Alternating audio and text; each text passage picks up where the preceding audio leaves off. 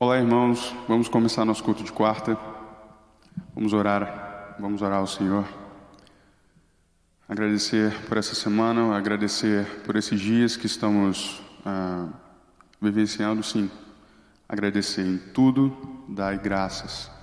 Então, temos que estar com o nosso coração sempre alegre e sempre gratos ao Senhor por tudo que Ele faz. Sim, Ele não nos prometeu bênçãos ilimitadas aqui. Ele não nos prometeu que a gente não passaria por momentos de tribulação, mas Ele prometeu que estaria com a gente. Então, a gente só tem que descansar nele. Vamos orar e agradecer por isso. Senhor, muito obrigado por esse dia. Muito obrigado pelo alimento que o Senhor nos forneceu. Muito obrigado pela saúde que o Senhor nos tem dado. Muito obrigado porque o Senhor nos tem guardado e que o Senhor possa estar abençoando e curando aqueles que estão precisando do Teu auxílio, precisando de regeneração, Senhor, tanto física quanto espiritual, Senhor. Que o Senhor possa estar ali os abençoando. Que o Senhor possa abrir o nosso coração para esse tempo de reflexão, nesse meio de semana que sabemos que é um pouco atribulado, um pouco movimentado, mas muito obrigado porque o Senhor faz com que a gente separe um tempo para estar falando contigo, Senhor, e que isso possa vir naturalmente do nosso coração, que possa ser um tempo não forçado, mas sim desejo do nosso coração em te encontrar, em falar contigo. Muito obrigado por tudo, em nome de Jesus, que oro e agradeço. Amém. Vamos louvar o Senhor.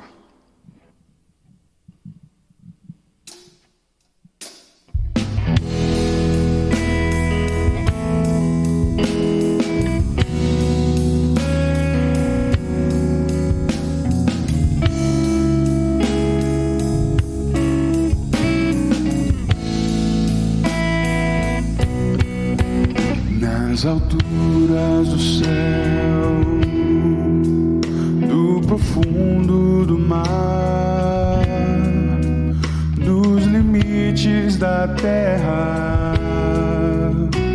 louvamos-te com todo o coração, todo povo e nação, todos num só clamor, louvando o Senhor por toda eternidade.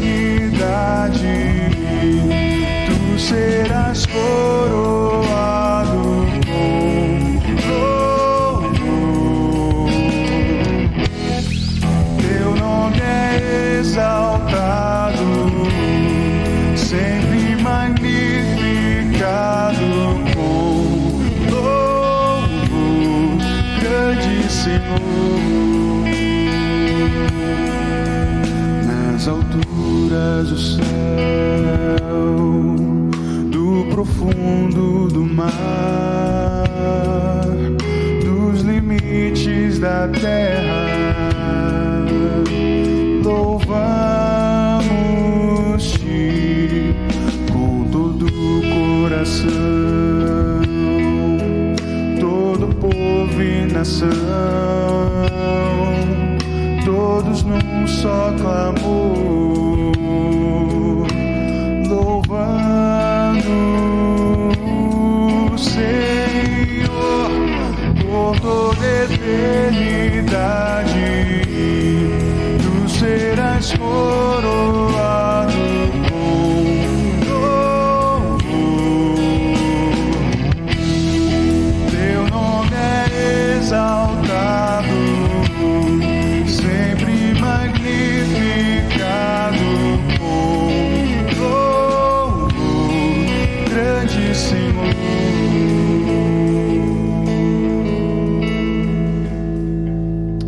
Amém.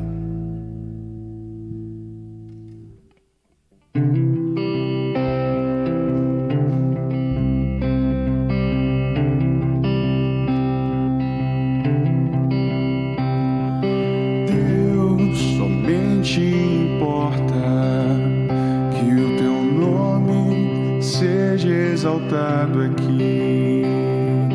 Deus, tu és o centro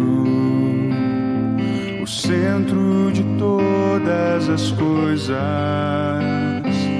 Deus, somente importa que a glória seja dada a ti. Deus, tu és o Rei dos Reis, o Senhor dos Senhores, acima de tudo e de todos. Aqui nós vimos render louvores, queremos honrar-te por aquilo que tu és, soberano Deus, autor da nossa fé, bondoso, justo e verdadeiro. Aqui nós vimos render louvores, queremos honrar-te por aquilo que tu és, soberano Deus, autor da nossa fé, bondoso, justo e verdadeiro, reinas para sempre. Deus, somente importa que o teu nome seja exaltado aqui. Deus, tu és o centro de todas as coisas. Deus, somente importa que a glória seja dada a ti. Deus, tu és o Rei dos Reis, o Senhor dos Senhores, acima de tudo e de todos. Aqui nós vimos render louvores, queremos honrar-te por aquilo que tu és, soberano Deus, autor da nossa fé, bondoso, justo e verdadeiro. Aqui nós vimos render louvores, queremos honrar-te por aquilo que tu és, soberano Deus, autor da nossa fé, bondoso, justo e verdadeiro, reinas para sempre. Confiamos em ti, esperamos em ti, nos rendemos a ti em adoração. Confiamos em ti, nos esperamos em ti, nos rendemos a ti em adoração. Aqui nós vimos render louvores, queremos honrar-te por aquilo que tu és, soberano Deus, autor da nossa fé, bondoso, justo e verdadeiro. Aqui nós vimos render louvores, queremos honrar-te por aquilo que tu és, soberano Deus, autor da nossa fé, bondoso, justo e verdadeiro, reinas para sempre.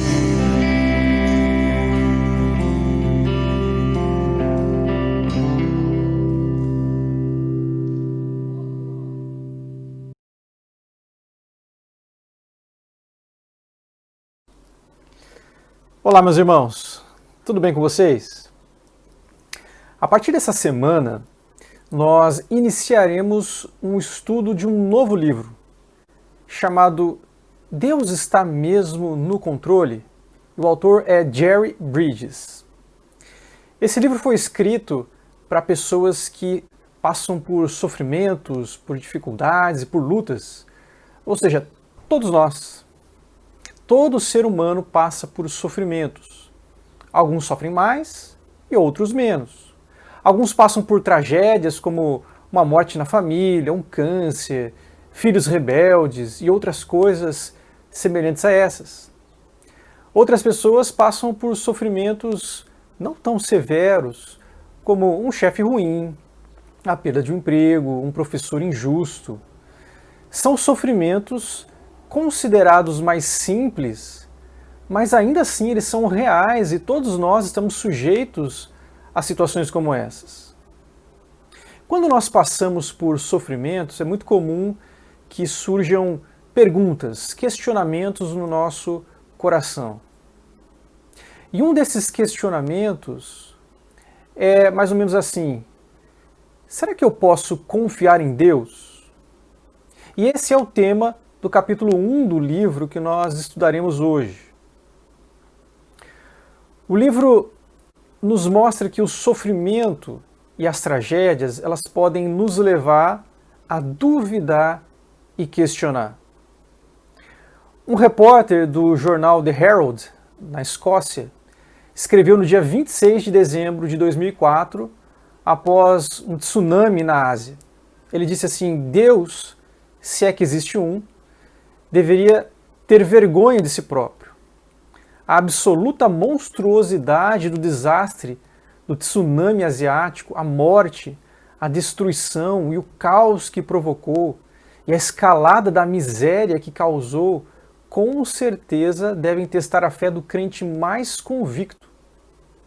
Espero ter razão quando afirmo que não existe Deus algum, porque se existisse, então ele teria que assumir toda a culpa.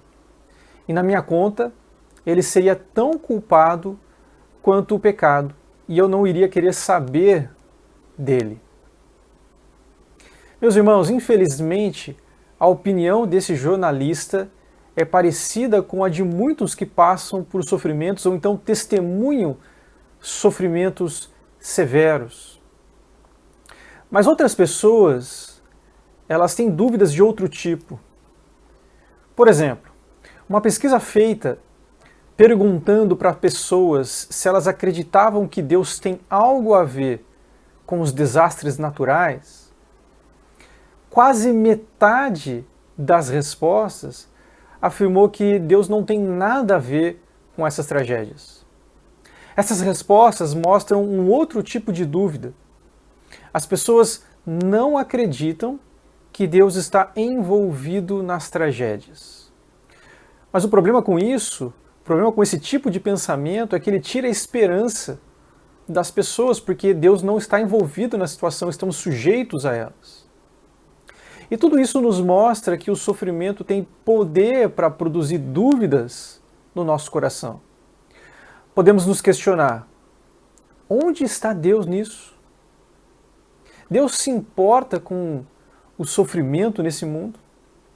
Será que Deus se importa com o meu sofrimento em particular? Eu posso confiar em Deus nessa situação de dificuldade? A Bíblia nos mostra que a resposta humana diante do sofrimento envolve um ato de confiança ou de falta de confiança em Deus. Quando o povo de Deus sentiu fome no deserto, eles questionaram a Deus.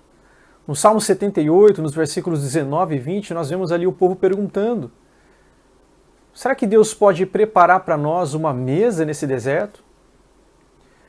Mas conseguirá também dar-nos de comer? Poderá suprir carne para o seu povo? E os versículos 21 e 22 mostram que isso foi um ato de incredulidade do povo. Veja o que diz o texto. O Senhor os ouviu e enfureceu-se, atacou Jacó com fogo, e sua ira levantou-se contra Israel, pois eles não creram em Deus, nem confiaram no seu poder Salvador. Meus irmãos, uma resposta negativa diante do sofrimento demonstra uma dificuldade de confiar em Deus. Então, por isso, o autor destaca que nós devemos olhar para as circunstâncias difíceis não a partir dos sentidos, mas com os olhos da fé e a partir das lentes da palavra de Deus. É apenas através da Bíblia que nós conseguimos compreender o sofrimento da perspectiva correta. E assim nós aprendemos a confiar em Deus em meio às dificuldades, em meio ao sofrimento. Quando nós olhamos para a Bíblia, 3 verdades são essenciais para nós lidarmos adequadamente com o sofrimento. Nós vamos apenas mencionar essas verdades hoje, mas elas serão vistas com mais detalhes nos capítulos seguintes, nas próximas semanas. E essas verdades são as seguintes.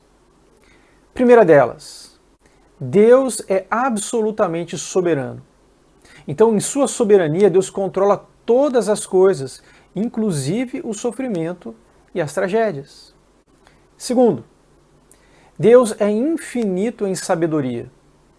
Em sua sabedoria, Deus sabe o que faz com todas as coisas que acontecem, inclusive o sofrimento. Na sua soberania, são controladas por Deus. E terceiro, Deus é perfeito em amor. Em seu amor, Deus faz o melhor para aqueles que nele confiam. Essas verdades precisam estar muito firmes no nosso coração, para nós lidarmos de maneira equilibrada com o sofrimento quando ele surgir em nossas vidas.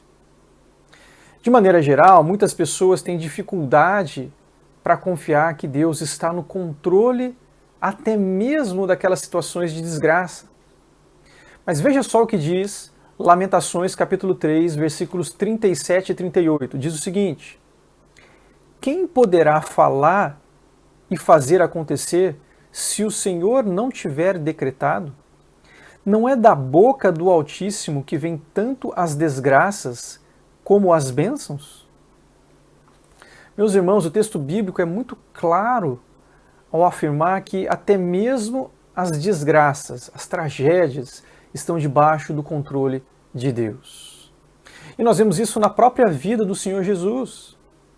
Quando Pilatos lhe disse: você não sabe que eu tenho autoridade tanto para te soltar como para te crucificar?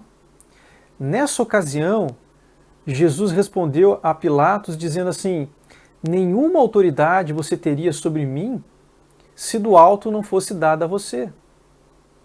Isso nos mostra que a entrega de Jesus ao poder de Pilatos, o que acabou resultando em sofrimento, na morte e sacrifício de Jesus na cruz, tudo isso estava nos planos soberanos de Deus. O sacrifício na cruz trouxe um enorme sofrimento para Jesus. Mas, no entanto, sabendo que o Pai dele estava no controle disso, Jesus ele não se escandalizou com o sofrimento, ele não reclamou, mas ele se submeteu à vontade do Pai, sabendo que esse era um plano perfeito. Meus irmãos, Deus não usa a sua soberania como um ato de capricho pessoal, mas ele usa essa soberania para a glória dele e para o nosso benefício. O autor ele faz aqui uma distinção entre obediência e confiança. E ele diz que muitas vezes a confiança ela é mais difícil do que a obediência. Agora, embora as duas coisas estejam intimamente relacionadas, ele chama a nossa atenção para uma coisa muito importante nesses dois aspectos.